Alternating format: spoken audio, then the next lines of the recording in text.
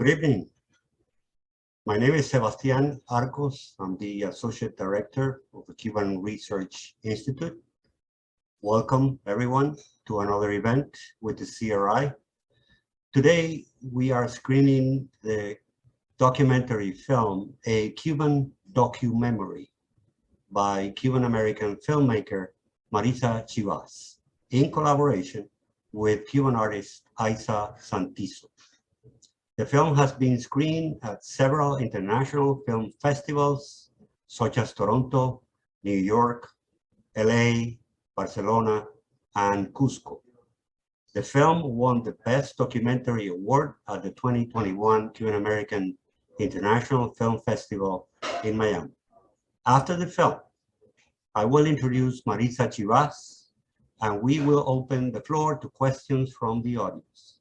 You will be able to ask your questions using the Q&A button at the bottom of your Zoom screen. I will now leave you with the film, A Cuban Documemory. Thank you.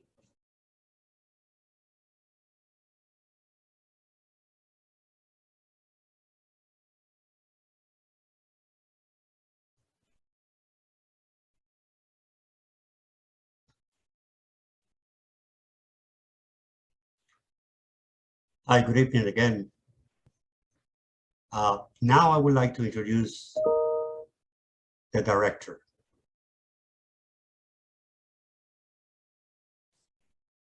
Marisa Chivas is an award-winning Cuban-American writer, filmmaker, and actor.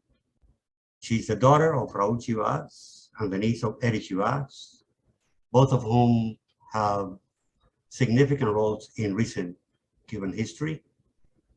Her film, Finding Shelter, won the Best Documentary Short at the San Diego Latino Film Festival in 2019, and she received a Filmmaker of the Month award from New Filmmakers, LA. She won the Best Documentary Award at the 2021 Cuban-American International Film for this film that we just showed. She has other short films, including Sobra, which was nominated for Best Actress and Best Comedy Awards at the official Latino Film Festival. Marisa is also on the theater school faculty at California Institute of the Arts, and she is the recipient of the 2016 TCG Fox Fellowship in Distinguished Achievements. I would like to remind all of our guests tonight that you may ask your questions using the Q&A button at the bottom of your Zoom screen. Before we go into the Q&A, I will ask Marisa. I know we have discussed this before, but you never know. Would you like to say anything, to make any comments before we move into the Q&A? Just that it's an honor to be here with you and share this piece of work. I had an incredible group of collaborators, and I have to say, of course, Isa Santizo, but Bobby Céspedes' music, every time I hear it, it just moves me so much, and it was a great honor when she agreed to let us use 3 of her songs for the film. And it's from her album, incredible album called Mujer y Cantante. Thank you. I have at least a couple of questions to ask you, to break the ice. But before we go into that, I have a message for you from Elena Martinez, who says, thank you for your poetic reflection on home and memory. And I think it's very appropriate because that's exactly what this film is. You said that you first went back to Cuba in 1993. I know that there is always a history behind every first time a Cuban goes back to the island. Why 1993? Why not before? Why not after? And you said in the film that your parents were concerned and I perfectly understand that. But if you can give us any ideas of how they reacted to your news that you were planning to go back. Yes. Oh, okay. So there's two things. What the just before the year before going to Cuba for the first time, there were two really important plays that I performed in as an actor. One was Danton's Death, about the French Revolution, at the Alley Theater in Houston, that Robert Wilson directed. And Richard Thomas, the actor, played Danton. I played his wife, Julie Danton. And all of this research on the French Revolution, of course, stirred up all this interest and wanting to know more about the Cuban Revolution. And that same year, I performed in Eduardo Machado's Floating Island plays. And it was the first time I ever did, it was 4 plays in repertory at the Mark Taper Forum in Los Angeles. It was the first time I was in a play with other Latinos in the room. It was a whole other, he's of course a wonderful, incredible Cuban playwright. And it again stirred up a lot of things about wanting to know more about my family history, my identity, my connection to Cuba. So that's why 93. And then in terms of my parents' response, you know, it's interesting. They were both very concerned. And my father was very resistant in the beginning. And then he wanted to know the things that I discovered, right? The people that I met. At that time, there were still some people who were alive in Cuba, who had lived through that period with him, contemporaries of his. There were photographs I was able to bring back, video. So it was a real, as I was bringing things back from that time, I saw how important it was for him, actually, for his processing. And then, of course, it did pave the way for my mother to go, and she went, I think, a year or two after my first trip to see her sister and her family. But your father never went. I tried many times, but he just could not do it. It just, to him, it was, he saw it as it would be a gesture of support. I could completely relate to that. I can understand where he came from in that case. There's a question that has a connection to the question that I already asked. Someone wants to know more about your experience with your family during that visit, during the special period. And they also say thank you for the powerful documentary. They want to know more about your experience during that visit in the special period. It was at the beginning, by the way, of the special period, 1993. Yeah, oh, it was unbelievably harsh. And I was going to meet people I didn't have a connection to, I'd never met. And what was incredible was that the moment I saw my family, I was in love. I mean, I just felt such tremendous love and warmth. I was treated like a queen. We shared so much. It was incredibly moving. And they were very proud, and through all their difficulties, they had great humor, great resilience. It's the thing that Cubans are so good at, right? No matter how awful things get, there's a way of lifting the spirits and finding the positive and coming together. So that was, and I have to say that was surprising to me. I wasn't expecting to fall in love with them the way I did.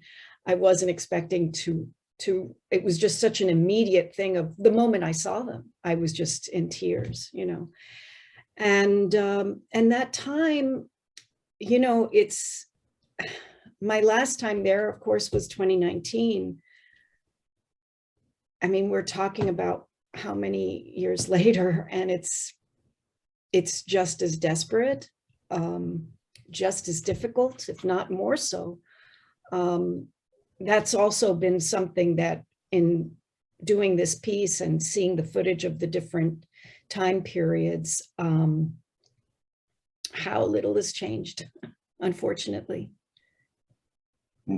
There is another question that ties perfectly into this one. After your suspenseful is the word that the question uses, departure from Cuba in 2019. Are you planning to go back anytime soon? No. No, I think message was loud and clear. I think it would be foolish. And it wasn't, I haven't shared all of, I was threatened several times while I was there. In different trips or in this same trip?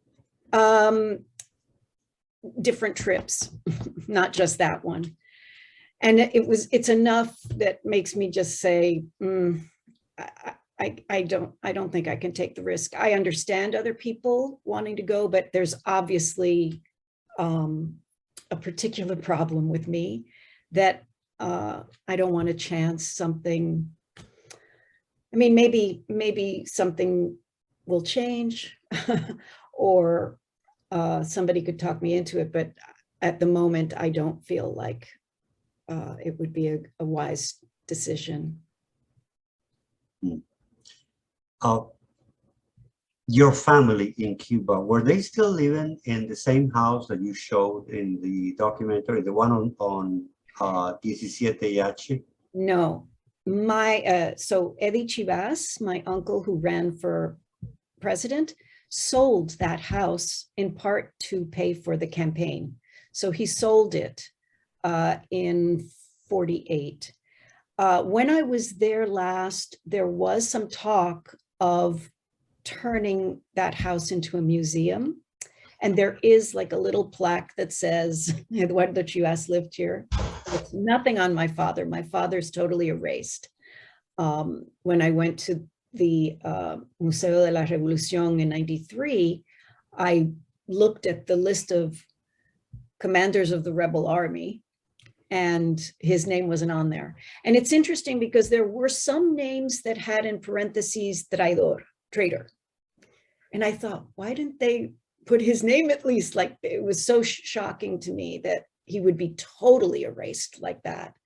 And then a couple of people explained to me that it's hard to put, it would be hard to, it's better to just erase him than to put traitor next to the name Chivas because of what it means for many people, what the name means for many people. So, but that was a big reason for my making the play, was I just thought, my God, he's been erased from history.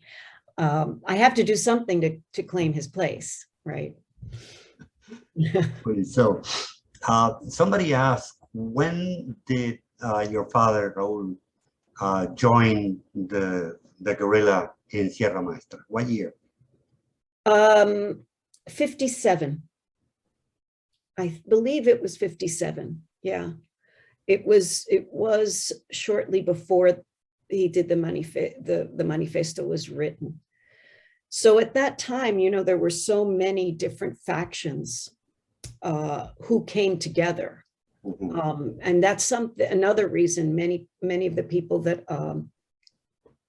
I talked to, you know, especially people who aren't Cuban, make an assumption that it was a communist revolution, right?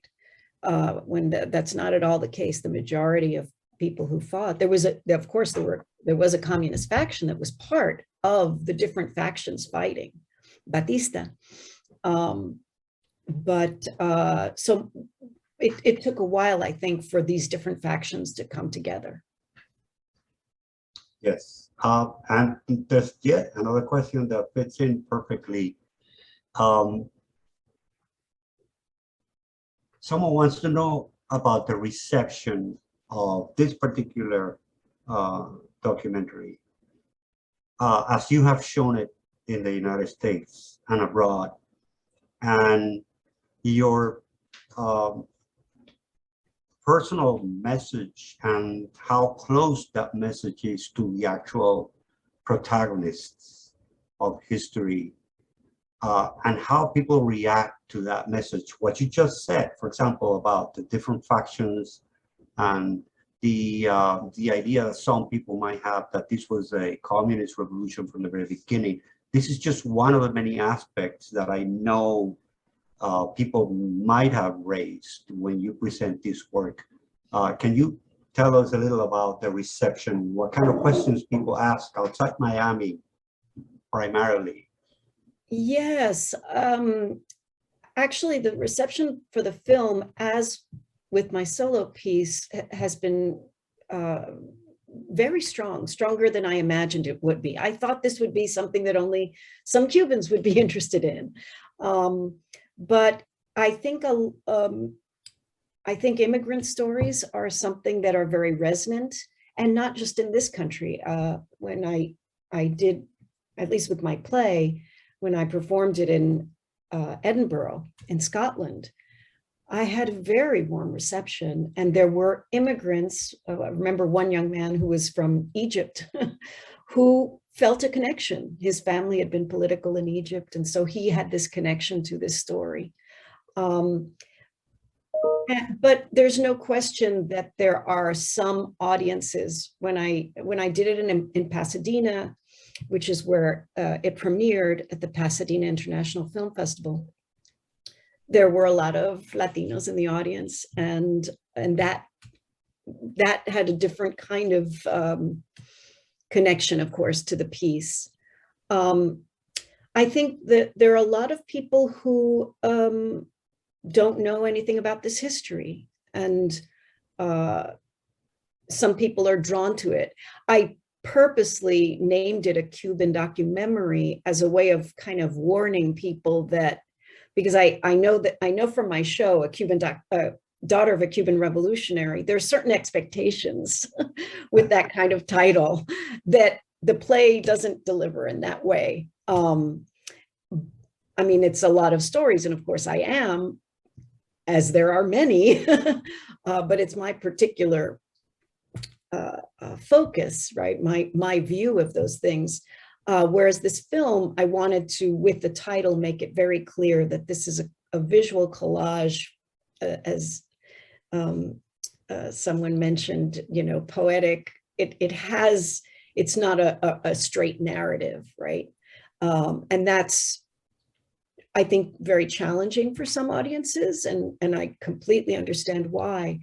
But it was the piece that I felt I needed to make. And because Daughter of a Cuban Revolutionary centered so much on my father, I wanted something with the spirit of my mother.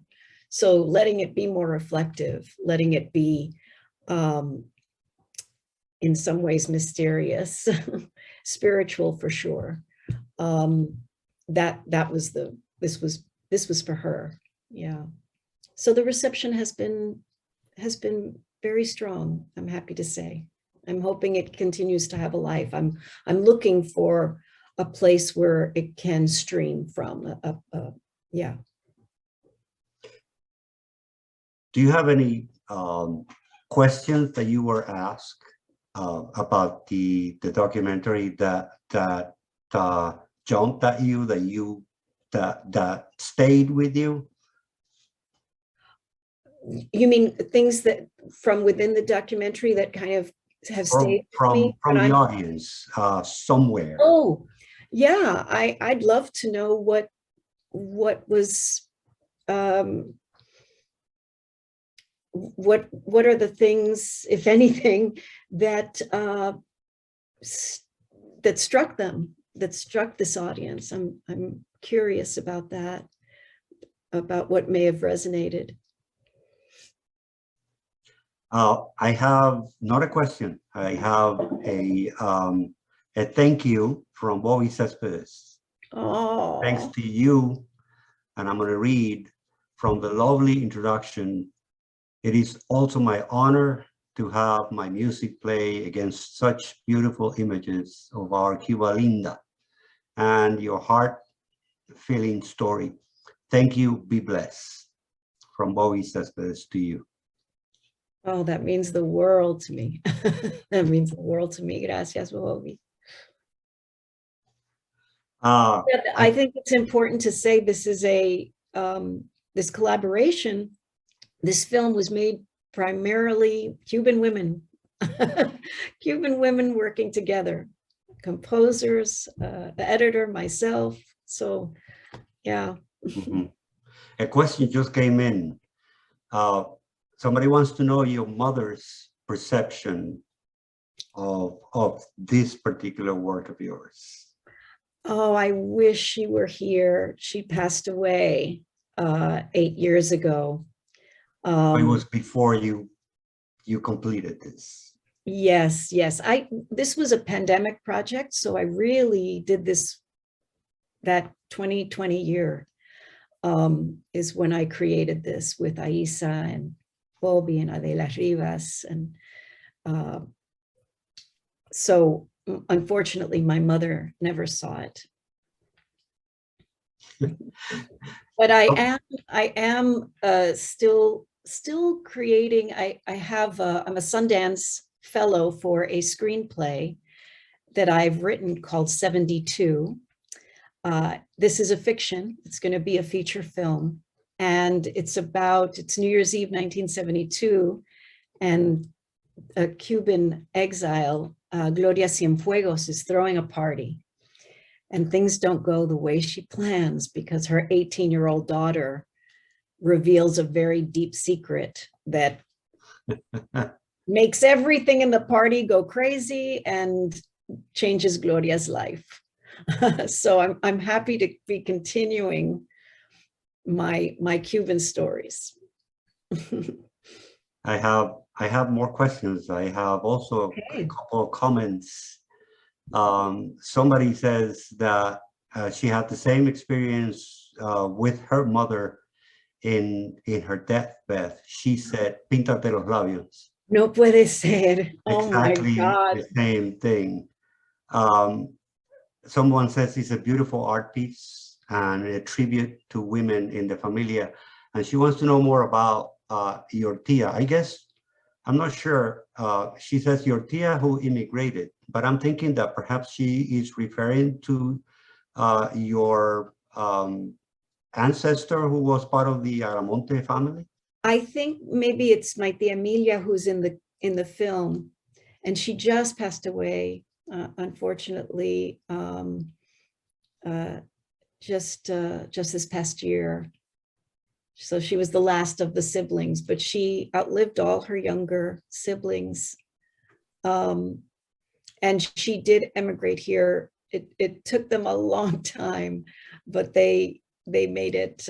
She and my cousin Emilita and her son Ernestico, and they moved. They were able to make it to the United States. One more question. Someone wants to know which one is tu plato favorito de comida cubana? Oh my God. That's easy, croquetas. And my tia Lirio was the most incredible I've never tasted croquetas the same again. So if you know of a good place, tell me. Croquetas con congri yuca. I'm in heaven. Luckily here in Los Angeles where I live, there are some really good Cuban restaurants, luckily. I just got more questions. And this is something that I actually was close to asking you. How did your collaboration with Aisa in Cuba during the making of the documentary, how did you work that out? So the first time Aisa and I collaborated together was for the installation that we did at Fábrica de Arte. At that time, she was living in Cuba. And, you have to remember at that time, there were still, we still had some kind of ability to travel was easier. And I believe the embassy had just happened or was about to happen. So she and I, it was very difficult, that collaboration, because the internet is not so easy, but we found a way to create this piece together that then we did the installation in Cuba. Aisa is now in España. She's living in España. So what we did for this piece, and we've done 3 pieces together, this is our 3rd, we did everything via Zoom. And I would send material to her through WeTransfer. She would edit things, send them back to me. So we just found a way to do that. It would have been impossible to do that if she had been in Cuba, just because of internet and how difficult that is. And we had the opportunity just recently in June at the Allora Fest in Italy, the film screened, and Aisa was able to come from Madrid, and we were able to see the film together for the first time. So that was very special. I have 2 more comments. Amazing work. Thank you very much. Thank you. Another one, thank you so much for sharing. And there are 2 questions here. Can you elaborate on how you and your family left Cuba? Were you together? And they want to know about the pronunciation of Scotch there. It's so funny because I have this favorite story of visiting my mother in Miami, and my husband and I wanted to go somewhere to be able to exercise while we were there. And she was like, well, you can go to the gridiron, the gridiron. And it was the gridiron gym, you know. So I just love these wonderful pronunciations and ways of speaking that also now I just call it things like, you know, I'm saying I'm going to the gridiron, which means I'm going to the gym. But I was born in New York. So I did not leave with my parents. My parents went in a 17-foot catamaran in the middle of the night. And it was apparently very choppy waters, but they made it. And I was born in New York. So my first time in Cuba, I say in the film, I went home to a place I'd never been because I was raised, we always were going to be going home. We're going to be going home. And I didn't know English until I went to kindergarten, and I resisted learning English because it wasn't my language. And so there's always this strange feeling of, and so when I went to Cuba, I thought, oh, I'm finally going home. But of course it was while there are things that I feel there that I don't feel anywhere else, and I love it. It's not home. That was part of the discovery that I made. Yeah. I keep getting messages of support and amazing work, and thank you. Appreciate that. Okay, there's a good question here, I think, about your use of archival footage, and where do you find it? Because there's some really old footage there. Yes, the really old, that really old footage from the 30s. That is, I'm trying to remember, but there are these online sources. Basically, Aisa and I we wanted something that wasn't contemporary, but that gave the sense of the origins of the way in which Cuba was exoticized, you know? And so we wanted to find some like early Cuban footage, and luckily we were able to find that. And then we found the beauty pageant footage as well. And some of the other footage, like of Eddie Chivas's speech, that's the only footage that I know in existence of image and audio. When I was in Cuba in '93, and I was doing research, and I was basically digging through. I went to the National Archives, and they showed me reels and reels of film with mold all over it that had been destroyed. So unfortunately, I don't think that there's anything else that exists with audio and video, but at least I have that one little piece. So I was able to find. Did you find that piece in Cuba, or you found it outside? I found that in Cuba, yeah. And it was in good condition, I'm assuming. It was in relatively good condition. Yeah, I got very lucky with some of the photographs and some of the video images of the funeral, for example, and of his political campaigns. And then, of course, the audio tapes. I actually have a lot of his, I don't have that in the film, but I have a lot of his audio tapes of his 8 o'clock at night on Sundays radio shows. I have quite a few of them, and I was able to get them when I was in Cuba, and I've digitized them all. And my family, my brother Eduardo and my sister Gloria were instrumental in my being able to do that, because they funded a lot of this trip, and my sister joined me 2 days after I went the first time, and they really helped me put this together, right? And were very supportive and helped in terms of archiving all of this material, which I ended up bringing back quite a lot. Thank you, Marisa. Thank you. I'm not getting any more questions, and the clock is ticking. I wanted to thank you very, very much for being here with us tonight, for your work. And I want to thank you, the audience, for being patient with us and staying and asking very interesting questions. And I hope to see all of you again in our next event with the Cuban Research Institute. Thank you. Thank you very much. Have a wonderful evening, all of you. And thank you, Sebastian. Thank you. Thank you, Marisa.